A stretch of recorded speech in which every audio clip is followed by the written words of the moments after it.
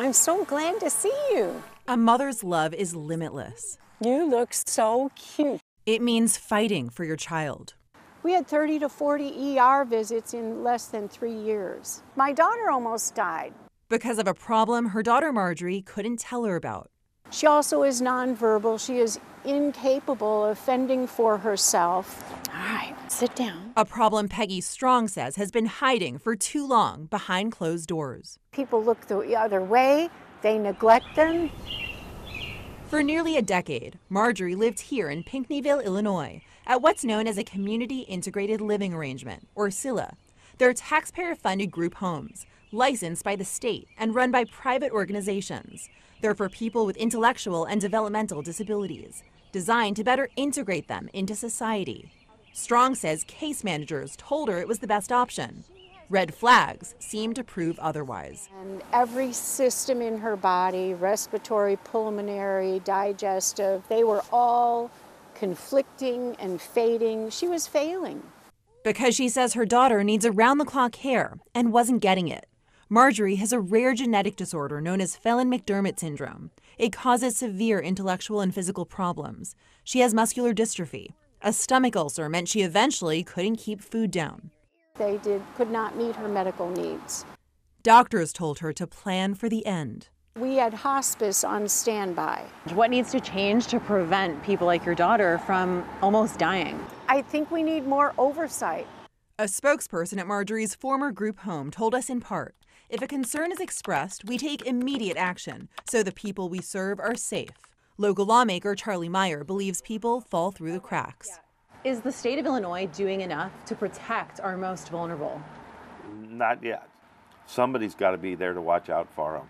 There's a push for more oversight, and a new report provides new insight. This report by the Illinois Auditor General's Office explains there have been improvements to CILAs over the years, but there's still more work to be done. Like implementing regulations that require more oversight of failing CILAs. Some disability advocates we interviewed believe pay is partly to blame. Unlike state-operated developmental centers, they say staff at CILAs are paid less, which means more turnover. A lot of times they didn't have staff that had ever met Marjorie. They didn't know anything about her diagnoses. Critics we interviewed also argue there are fewer unannounced inspections, if any, and they believe it's harder to hold CILAs accountable with their low profiles. You won't find signs on the door, for example. Others argue that's by design, to give residents their right to privacy and security. To find out where these CILAs are, we filed open records requests and worked with local police, knocking on doors until one opened. We're hiding this caregiver's face to protect her privacy. Are people who live here safe? Yes. We learned this CILA is considered by local police to be one of the good ones. We asked what may be going wrong at others.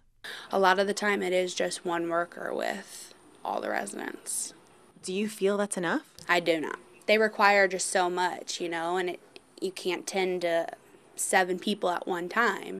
Police reports reveal residents aren't the only victims. We found a case of a caregiver being choked, with residents being aggressive with staff and one even attempting murder. It sounds like lack of staff is potentially dangerous. Yeah, it definitely can be. Peggy Strong eventually pulled her daughter out of a CILA.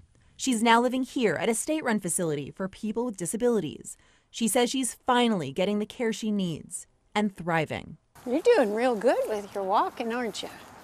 Many disability advocates argue chronic underfunding has led to problems within all types of places for people with disabilities, not just CILAs. We reached out at least 7 times to the Illinois Department of Human Services, which oversees the CILA Marjorie lived in, along with others around the state. No response by our deadline.